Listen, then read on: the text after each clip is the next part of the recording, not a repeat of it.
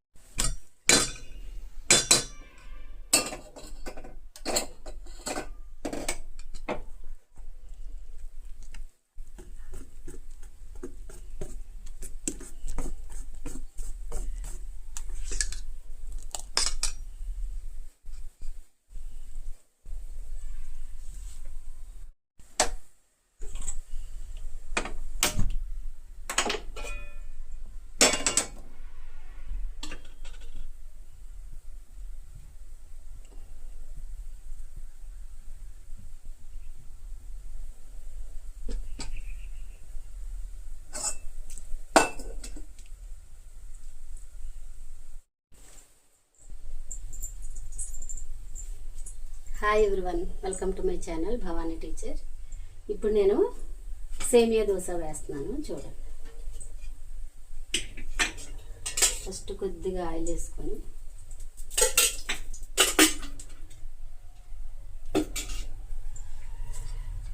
మనం దోశ పిండిలో ఇలాగా సేమియాలు మనం ఉడికించుకున్నాం కదా, 2 minutes ఉడికించుకున్న సేమియాలు ఇలా కలిపేసుకోవాలి దోశలో. ఇది చాలా బాగుంటుంది. దీనిలో పచ్చిమిర్చి ఉల్లిపాయలు కూడా వేసుకోవచ్చు. పెద్దవాళ్ళకి చాలా టేస్టీగా ఉంటుంది. కొంచెం అల్లం ముక్కలు అవి అయితే నేను వేసేది మా చిన్న పాపల కోసం కాబట్టి ఓన్లీ సేమియాలే వేసాను, జీలకర్ర వేసాను.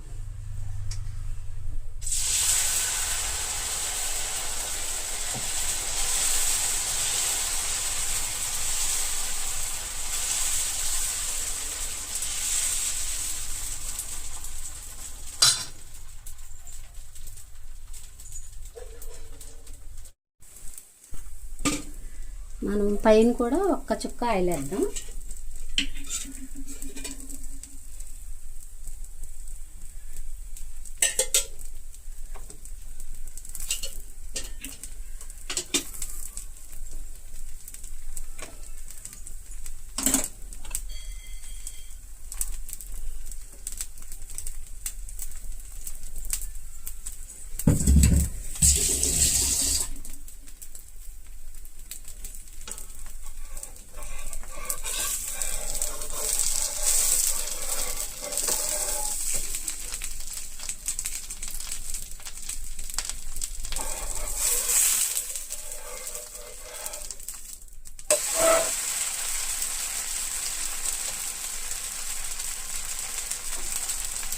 చూడండి, నేను హైలోనే పెట్టాను.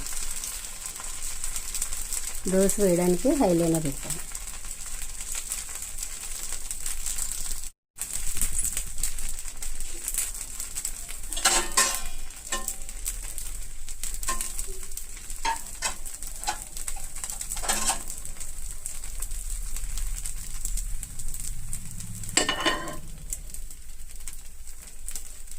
చాలా టేస్టీగా ఉంటుంది.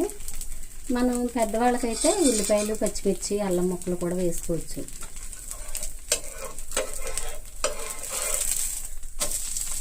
మా ఇంట్లో ఇది చాలా ఇష్టంగా తింటారు, సేమియా దోశ.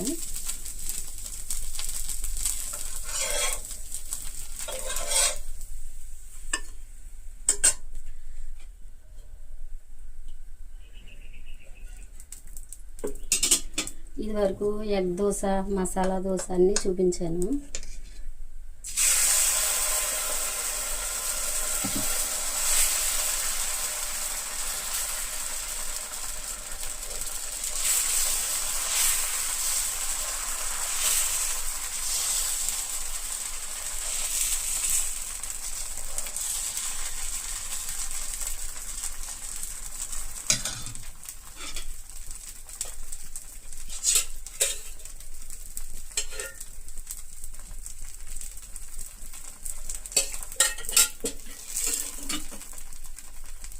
చాలా త్వరగా కూడా కాలిపోతాయి.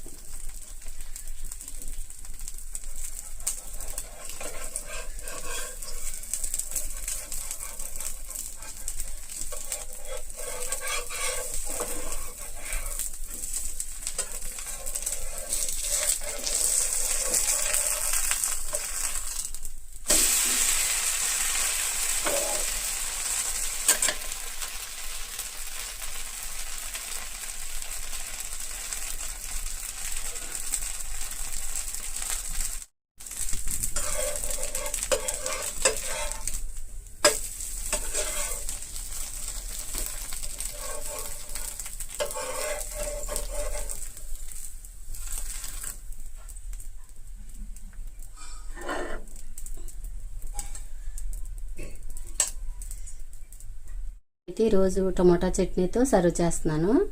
అయితే దీనిలోకి మాగాయ కానీ, ఆవకాయ కానీ, అల్లం చట్నీ కానీ, ఏ చట్నీ అయినా సూపర్గా ఉంటుంది. ఓకేనా, మీరు కూడా ట్రై చేయండి. Thanks for watching. దొండపాదని చూడండి, ఇదిగో ఇక్కడ వరకు కట్ చేస్తాను. మొత్తం అన్ని కొమ్మలు కట్ చేస్తాను. కట్ చేసేసి ఒక 2-3 రోజులు దీనికి వాటర్ ఇవ్వకుండా తర్వాత నుంచి మనం కంపోస్ట్ వాటర్ ఇస్తే మళ్ళీ కొత్త చిగుర్లు వచ్చి కాపు బాగా ఉంటుంది అన్నమాట. చూడండి, అంటే ఇంచుమించు సగం పాదు కట్ చేస్తాను, ప్రూన్ చేస్తాను అనమాట. ఇదిగా ప్రూన్ చేసేసి ఇక్కడ ఒక తాడు కట్టి ఉంచాను అనమాట. అంటే ఇక్కడ ఇలా ఇక్కడి నుంచి వచ్చిన చిగుర్లన్నీ మళ్ళీ ఇలా పైకి పాకడానికి వీలుగా ఉంచాను. చూసారా, మొత్తం పాదంతా తీస్తాను, ఓన్లీ కొన్ని తీగలు మాత్రం ఉంచాను అనమాట. ఇలాగ ఓకేనా. ఈ కింద నుంచి మరి ఎక్కువ చిగుర్లు వచ్చేస్తాయి. అయితే మనం ప్రూన్ చేసిన తర్వాత 2-3 రోజులు వాటరింగ్ ఇవ్వకూడదండి, అది గుర్తుపెట్టుకోవాలి. ఇక్కడైతే ఆనప్ప చుట్టూను తవ్వేసి కిచెన్ వేస్ట్ వేసి మళ్ళీ మట్టి కప్పేసాను అనమాట ఇక్కడ. ఎందుకంటే వీటికి కాయలు పెరగడానికి బలం ఇవ్వాలి కదా, మనం ఎనర్జీ ఇవ్వాలి కదా, అందుకని. ఉన్నాయి ఒక 4 కాయలు ఉన్నాయి, అవి పెరిగితే మనకి బాగుంటాయి.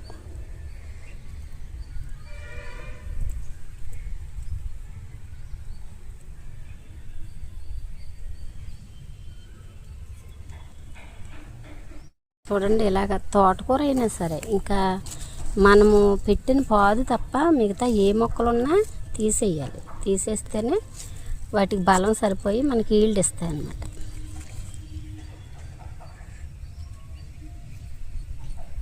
నిమ్మ చెట్టు కాయలు ఉన్నాయి, ఒక 4 కాయలు ఉన్నవి. ఇవి కొంచెం సైజు బాగా పెరిగే వరకు దీనికి కూడా చుట్టూ తవ్వేసి దానికి మళ్ళీ కిచెన్ వేస్ట్ వేసి, నేను ఏం చేస్తున్నానంటే కిచెన్ వేస్ట్ తెచ్చి వాటర్లో వేసేసి ఆ వాటర్ మొక్కలకి ఇచ్చేస్తాను కదా. 2 డేస్ అలాగే అయిన తర్వాత కిచెన్ వేస్ట్లో ఉన్న సారం అంతా అయిపోద్ది కాబట్టి చెత్తను తీసుకొచ్చి మొక్కలు మొదట్లో వేసేస్తాను. తవ్వి మొక్కలు మొదట్లో వేసి పైన మట్టి కప్పేస్తే అది ఇంకా ఎరువుగా మారుతుంది అన్నమాట.